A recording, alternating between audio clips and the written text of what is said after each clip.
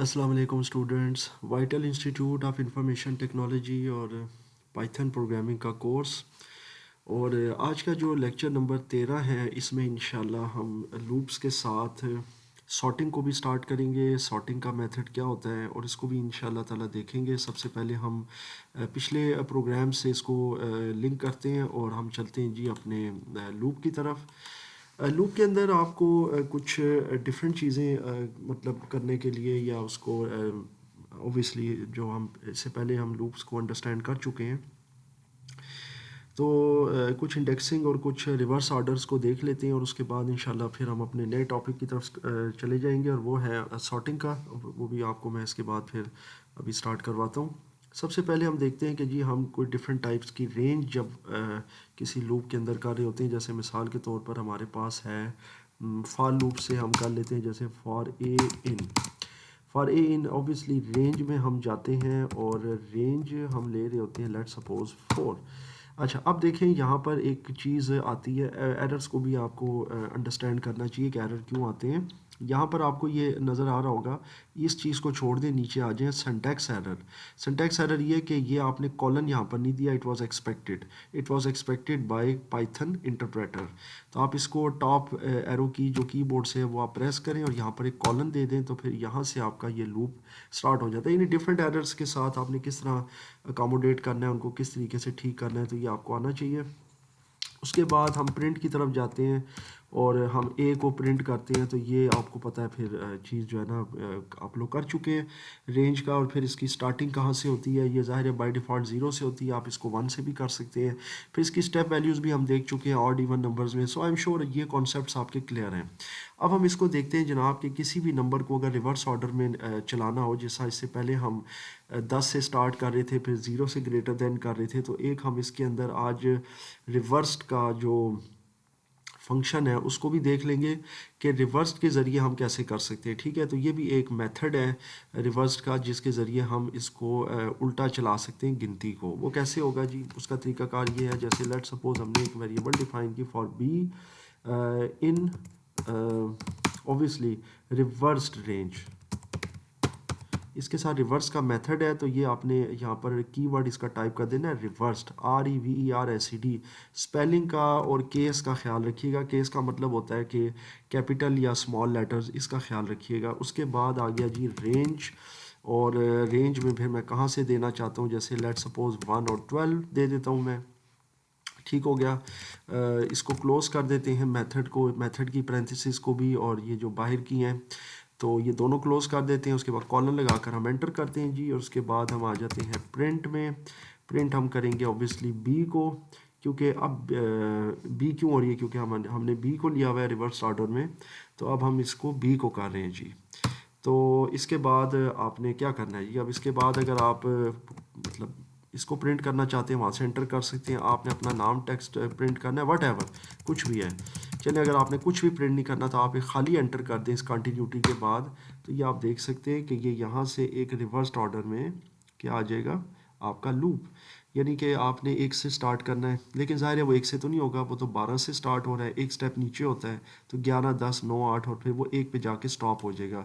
ये जो हमारी स्टार्ट वैल्यू थी ये एक तरह की अब स्टॉप वैल्यू बन जाएगी इस रिवर्स्ड मेथड के साथ। सो आई एम श्योर आपको एक चीज़ समझ आ गई है।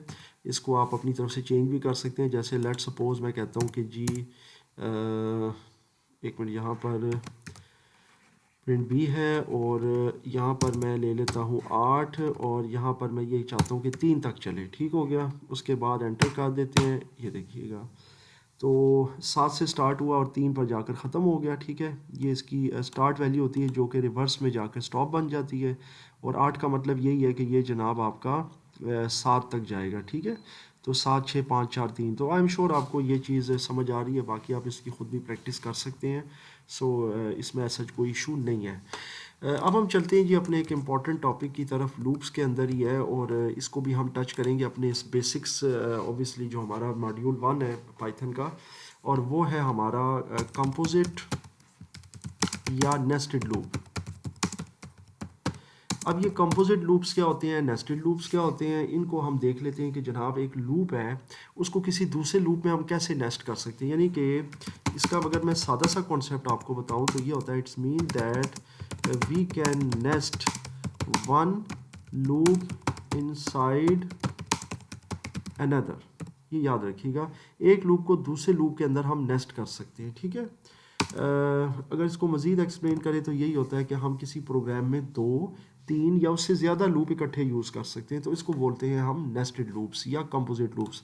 अच्छा जी, अब इसको ज़रा प्रैक्टिकली भी देख लेते हैं। बहुत आसान सा कॉन्सेप्ट है, बाकी आप लोग एक्सपेरिमेंट भी करते रहें, ख़ुद भी सीख सकते हैं, कोई परेशानी इसमें नहीं है। 2 फॉर लूप यूज़ कर लें, 2 वाइल कर लें, मतलब काउंटर लूप के तौर पर वाइल को यूज़ कर लें। फॉर वैसे भी काउंटर ही होता है, और ऑब्वियसली कंडीशंस देखें उस हिसाब से चलाएं।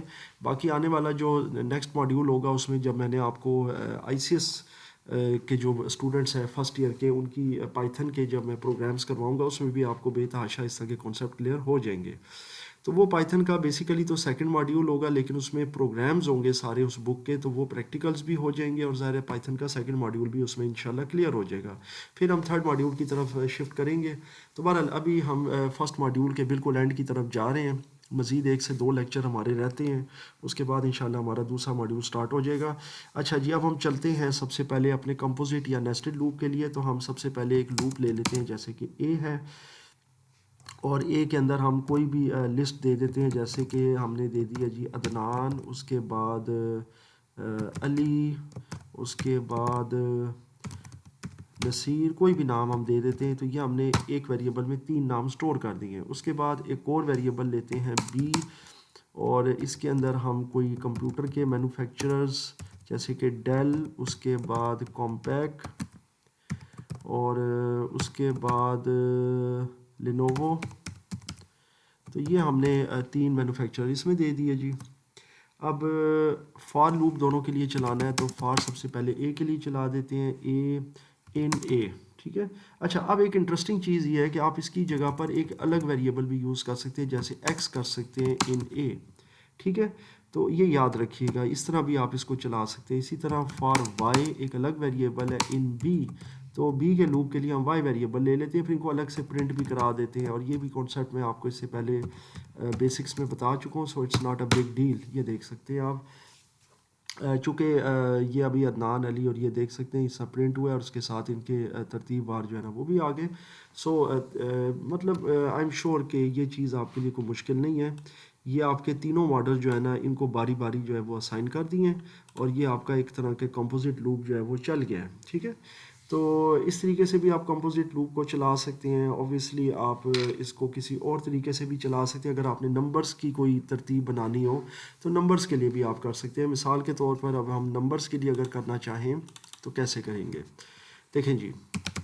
फ़र्ज़ कर लेते हैं हम एक वेरिएबल लेते हैं A in range, I think extra आ गया था स्पेस। अच्छा जी, ए इन रेंज है 1 से लेके 5 तक, ये आप देख सकते हैं। उसके बाद लगाएंगे कॉलन, फिर होगा जी इंडेंट। आप ये इंडेंट को ध्यान में रखिएगा, ये बहुत ही इंपॉर्टेंट होता है, ठीक है। जो वो इंडेंट दे रहा होता है उसके बाद फिर आपने चलाना होता है। फॉर बी इन रेंज 1 से लेकर 5 तक, और इसको भी यहाँ से कॉलन लगा देते हैं। फिर उसके बाद प्रिंट कर देते हैं जी, सिंपल। प्रिंट किसको करेंगे, ए और बी है तो ऑब्वियसली ए और बी को ही कॉमा के साथ प्रिंट करेंगे। जब आप एंटर करेंगे तो आप ये देख सकते हैं कि ये एक लिस्ट जो है ना प्रॉपर ऑर्डर में आ गई है।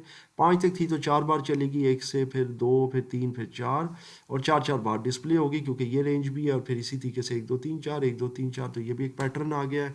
आप इसमें डिफरेंट वेरिएबल्स डिफरेंट रेंज की डालकर और एक से ज़्यादा लूप भी बनाकर, यानी इसमें मैंने 2 फॉर लूप यूज़ किए, आप 3 कर सकते हैं। और फिर आपको एक आइडिया हो जाएगा कि किस तरह से कोई भी पैटर्न हम यूज़ करते हैं और उसको डिस्प्ले करते हैं। आगे ICS फर्स्ट ईयर के कुछ पैटर्न्स के भी प्रॉब्लम्स आते हैं, जिसमें स्टार्स के पैटर्न्स को किस तरह डिस्प्ले किया जाता है, और डिफरेंट रैंडम नंबर्स, तो उसमें भी ये लूप्स बड़ा अहम किरदार अदा करते हैं। तो आई एम श्योर आपको ये चीज़ भी यहाँ तक अच्छे से समझ आ गई कि किस तरीके से हम कोई भी कंपोजिट लूप हम चला सकते हैं। अच्छा, इसी तरीके से लूप के अंदर हम कोई पहले से भी कोई अगर हम वैल्यूज़ दे देते हैं, मिसाल के तौर पर हमारे पास कुछ भी वैल्यूज़ हैं, जैसे मिसाल के तौर पर मैं देना चाहता हूँ कि 1 2 3 4 5 6, ये मैंने कुछ वैल्यूज़ दे दी हैं जी, ठीक है।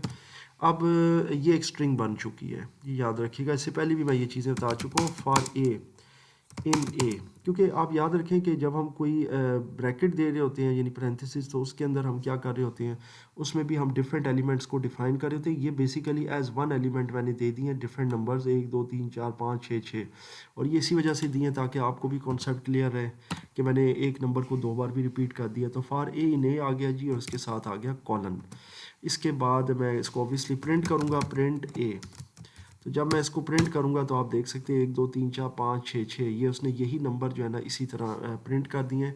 इससे पहले इसी तरह की चीज़ मैं आपको टेक्स्ट में भी बता चुका हूँ, अगर आपको याद हो तो। ये चीज़ अभी आपको मैं बताता हूँ कि मिसाल के तौर पर मैंने यहाँ पर टेक्स्ट लिखा है, और इसको फिर अब मैं ऑब्वियसली यहाँ से प्रिंट कराना चाहता हूँ। ये देखें, तो ये आपका टेक्स्ट जो होगा ये प्रिंट हो जाएगा। तो ये चीज़ भी लूप के अंदर जो है ये बहुत इंपॉर्टेंट है कि किस तरीके से आप एक एज वन स्ट्रिंग आप कुछ नंबर्स को, किसी अल्फ़ाबेट्स की कोई रेंज या स्ट्रिंग को आप फॉर लूप में इस तरह से वर्टिकल ऑर्डर में चला सकते हैं। तो ये तो बेसिकली आपका यहाँ तक आई एम श्योर लूप्स का कॉन्सेप्ट क्लियर हो गया है। और अब हम स्टार्ट करेंगे डेफिनेटली लिस्ट को, इससे आगे फिर सॉर्टिंग है, और ये ज़ाहिर हमारे कॉन्सेप्ट्स हैं। इंशाल्लाह अरेज में भी हम जाएंगे। अब तक जितना भी कोर्स हम कर चुके हैं इसका, इस हवाले से अगर आपका कोई भी क्वेश्चन है या कोई भी अगर आपको प्रॉब्लम आ रही है किसी लूप के अंदर या कोई चीज़ समझने में, तो वो आप ज़रूर डिस्कस करें। इसमें बहुत सी चीज़ें होती हैं, अब मैं सोचता रहता हूँ कि कौन सी चीज़ आपको किस एंगल में करवाई जाए। तो अभी एक मेरे माइंड में एक और भी मेथड आ रहा है, और वो है इनुमरेट का। तो इनुमरेट का भी मेथड आपको मैं करवा देता हूँ। वो भी आपका जो है ना इंडेक्सिंग के लिए यूज़ होता है, डेफिनेटली वो भी इम्पॉर्टेंट है। तो वो भी आपको करवा देते हैं कि किस तरीके से वो काम करता है। फ़र्ज़ कर लेते हैं कि हमने एक वेरिएबल ली है ए, उसके अंदर मैं कुछ नाम डिस्प्ले कर देता हूँ। जैसे लेट सपोज है हमने कुछ ये 3 नाम मैंने डिस्प्ले स्टोर कर दिए हैं ए वेरिएबल में। अब इसके बाद मैं इसका लूप चलाना चाहता हूँ जी, ठीक है। तो फॉर करता हूँ ऑब्वियसली। अब इसमें आपने करना क्या है, इसमें आपने करना ये है कि आपने 2 अदद वेरिएबल्स लेनी है। मिसाल के तौर पे एक्स वाई ले सकते हैं आप, ठीक है, कोई इशू नहीं है। फॉर एक्स वाई और इन एनुमरेट, ठीक है। एनुमरेट का एक ये मेथड है। एनुमरेट के अंदर आपने किसको एनुमरेट करना है, ए को। अब इसका काम क्या होगा एनुमरेट का, इसको अंडरस्टैंड करने की ज़रूरत है कि ये क्या चीज़ है। देखिए एनुमरेट बेसिकली क्या करता है कि ये आपके जो नंबर्स हैं ये जब फॉर लूप में डिस्प्ले होंगे, इनके साथ ऑटोमेटिक इंडेक्सिंग आ जाएगी 0 1 2, ठीक है। ये बाय डिफ़ॉल्ट इसकी जो इंडेक्सिंग है वो 0 से स्टार्ट होती है, ये आपको पता ही है। तो चलिए जी इसको प्रिंट करते हैं और देखते हैं कि इसका क्या रिज़ल्ट आता है। ये एक्स वाई को किया, और ये देखें ये अदनान, अली और नासिर 3 नाम थे, इनके साथ 0 1 2 इंडेक्सिंग उसने ऑटोमेटिक दे दी है, ठीक है। अब इसी चीज़ को अगर आपने थोड़ा सा अपनी तरफ से करना हो कि जी मैं ज़ाहिर 0 से तो काउंटिंग कभी भी नहीं स्टार्ट होती, ये तो होल नंबर स्टार्ट होते हैं। काउंटिंग हमेशा 1 से स्टार्ट होती है, 1 2 3 कितने नंबर हैं, कितने नाम है, क्या है। तो फिर आपने ये करना है कि जनाब इधर मैं जाता हूँ, और ये यहाँ पर मैंने इनुमरेट ए जहाँ पर टाइप किया था, इधर मैं कॉमा लगाकर इसको एक अदद आर्गूमेंट दे देता हूँ which is start equal to 1 कर दूंगा। इससे ये होगा कि जनाब आपका इनुमरेट बाय डिफ़ॉल्ट 0 से स्टार्ट होने की बजाय 1 से स्टार्ट हो जाएगा। अब एंटर करते हैं जी, और अब आप देखें कि जो भी आपके नाम वगैरह उसमें होंगे वो इंडेक्सिंग इसमें आ जाएंगे। अब मैं टॉप एरो से जाता हूँ, और ये यहाँ पर मैं कुछ चेंजिंग कर लेता हूँ। मिसाल के तौर पर जी मैं इसमें कॉमा लगाकर कुछ और नाम ऐड कर देता हूँ, जैसे कि असद, फिर उसके बाद जाहिद, कोई भी चंद नाम है, और 1 2 एंटर कर देता हूँ। एंटर करते हैं जी। उसके बाद ये वाला हमारा एनुमरेट वाला था। इस सेक्शन को फिर मैं इधर से लेकर आता हूँ, रिपीट करता हूँ कहाँ से, टॉप एरो की जो आपके कीबोर्ड पर है। फिर एंटर करते हैं, फिर एंटर करते हैं। अब आप देखें जो मैंने नाम एडिट किए थे मज़ीद 2 ऐड हो गए, और उसके साथ उसने इंडेक्सिंग को भी ऑटोमेटिक अपडेट कर दिया है। चूँकि मैंने स्टार्टिंग 1 से की थी तो फिर 1 से स्टार्ट हो रही है, 1 2 3 4 5। सो आई एम श्योर आपको ये प्रोग्राम भी यहाँ तक समझ आ रहा है। बाकी वही चीज़ है, आपकी प्रैक्टिस पर डिपेंड करता है कि आप कितना इसको प्रैक्टिस करते हैं और इसको अंडरस्टैंड करते हैं। तो इंशाल्लाह नेक्स्ट लेक्चर हमारा जो है वो सेकंड लास्ट लेक्चर होगा आई एम श्योर, जिसमें आपको मैं सॉर्टिंग के बारे में बताऊंगा। और आई एम श्योर अब तक मॉड्यूल 1 आपको अच्छे से समझ आ रहा है। उसमें मज़ीद 1 से 2 क्वेश्चन मैं आपके ऐड करूँगा जो मेरे पास अभी आए हुए हैं, और उनको भी इंशाल्लाह ताला मैं देखूँगा, और आपको उसमें से 1 या 2 क्वेश्चन जो हैं उनके मैं आंसर्स भी दूँगा।